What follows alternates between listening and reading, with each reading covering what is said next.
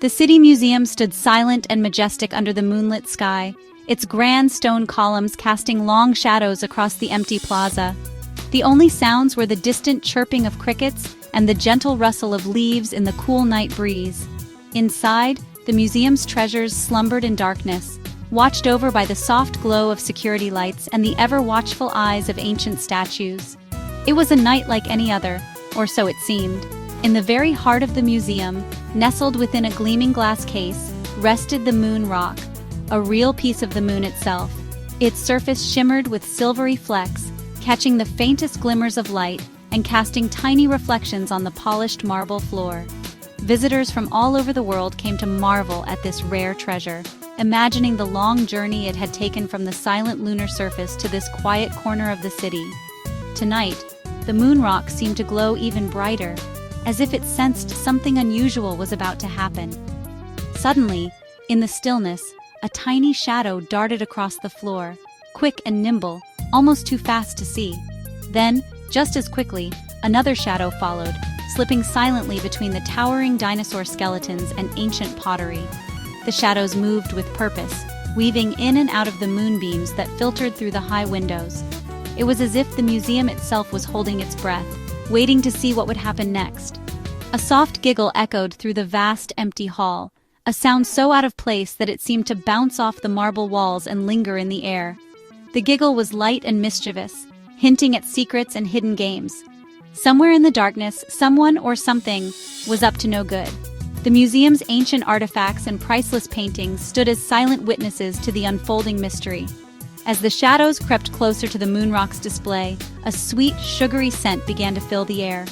It was unmistakable: bubble gum.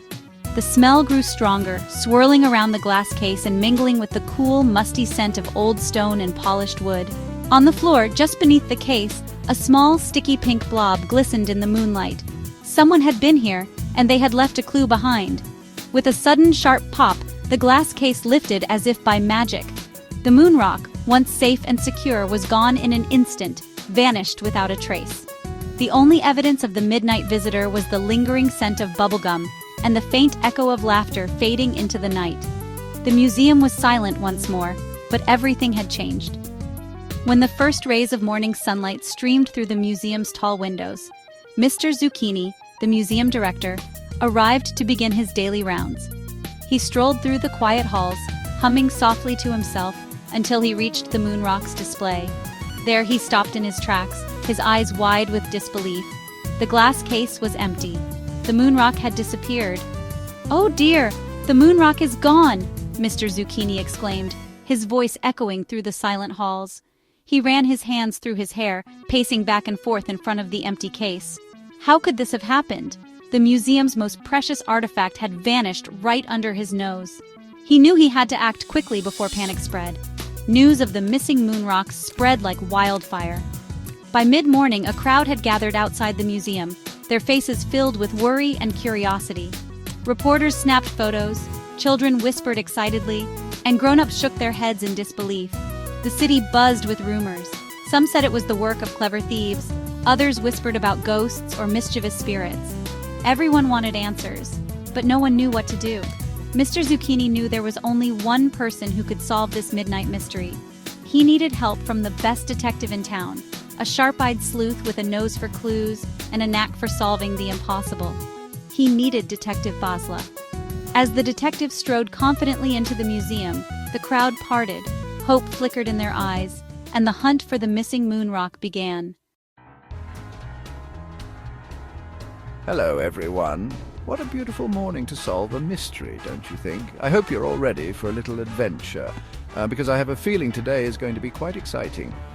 Detective Basla is here to help. If there's a puzzle to be solved, you can count on me to get to the bottom of it. Let's work together and see what we can uncover. Just as the sun peeked through the clouds, a little car resembling a green onion zipped up to the museum entrance. Its wheels squeaked cheerfully as it came to a stop, drawing curious glances from everyone nearby. The car was painted a bright, leafy green, and its headlights twinkled like it was in on a secret. The car door swung open, and out popped Detective Basla, a talking onion with a detective hat perched jauntily on his head. He straightened his coat, adjusted his magnifying glass, and gave a confident nod to the crowd. Basla's arrival always brought a sense of hope and excitement.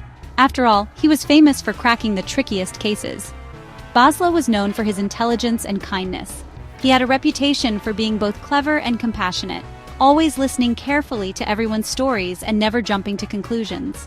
His friends admired his sharp mind and his big heart, and the townsfolk trusted him to solve even the most baffling mysteries. Basla, my friend, it's so good to see you. We've been waiting for your expertise. The whole museum is buzzing with questions, and we need your help more than ever. We have quite a puzzle on our hands. The staff is worried, and the visitors are curious.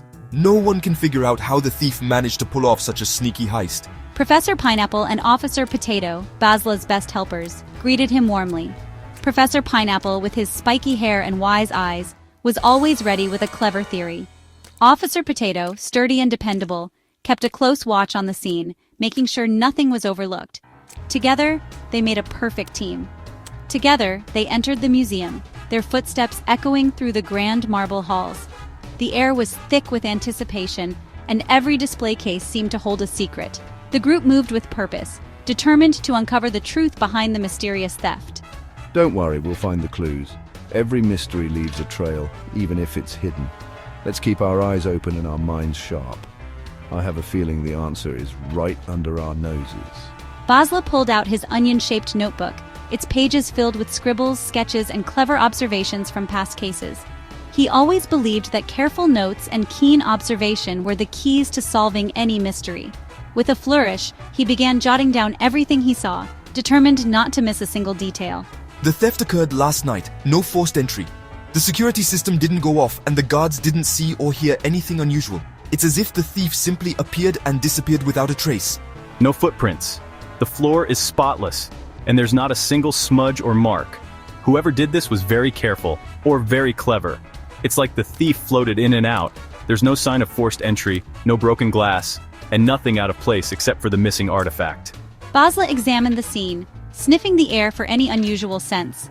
He looked closely at the displays, the locks, and the windows, searching for the tiniest clue.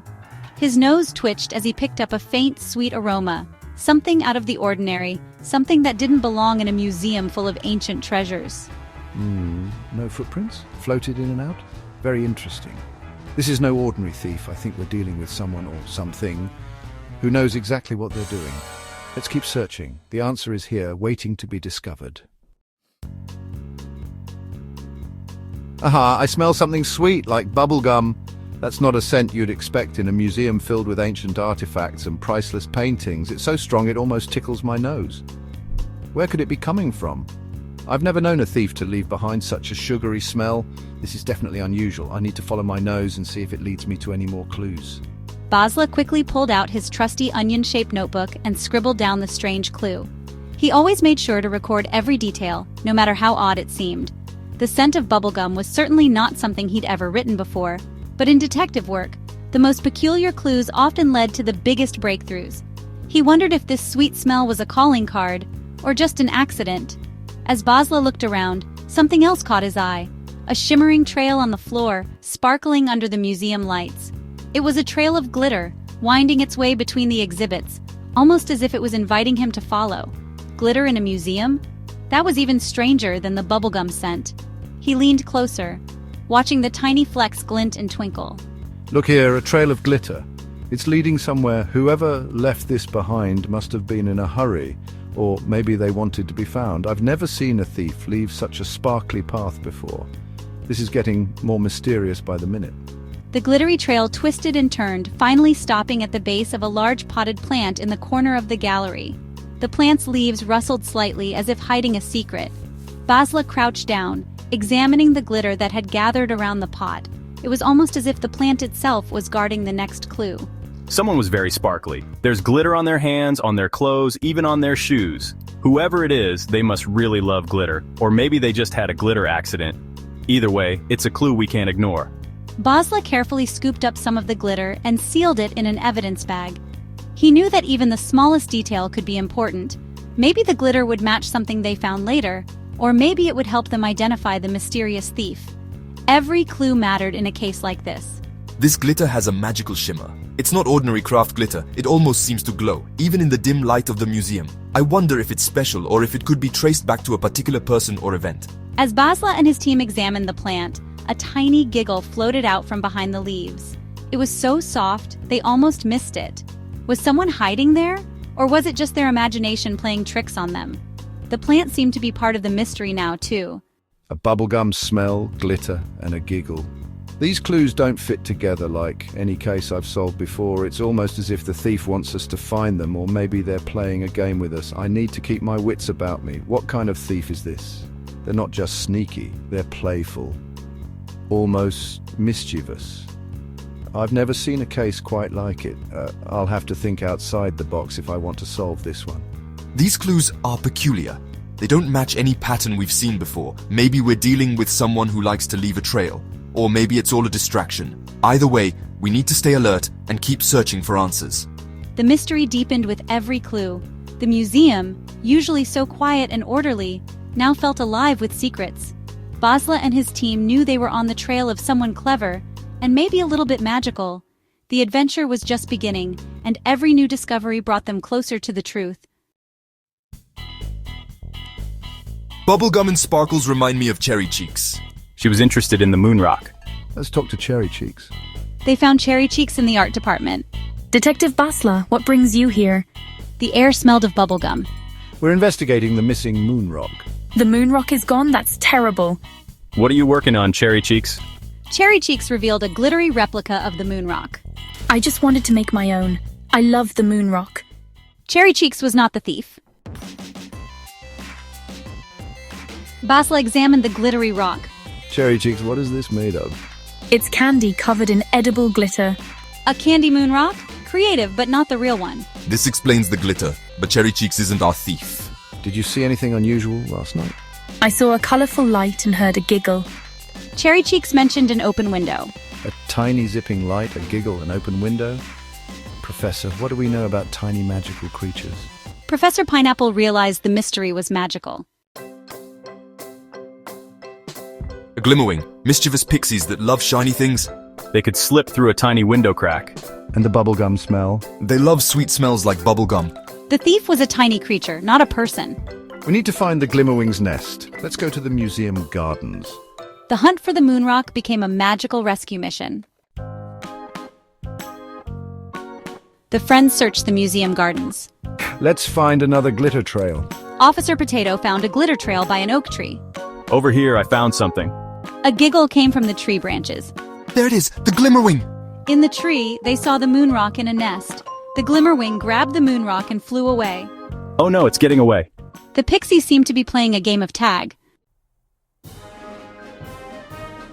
Detective Basla remembered his plan. We can't catch it by running? I have an idea. Officer Potato fetched a shiny chocolate coin. Professor Pineapple arranged colorful flowers. Hello, little Glimmerwing, we have a gift for you. The Glimmerwing was curious and flew closer. Officer Potato placed the shiny coin in the flower circle. Look, little friend, something shinier than your rock. The Glimmerwing traded the moon rock for the shiny coin.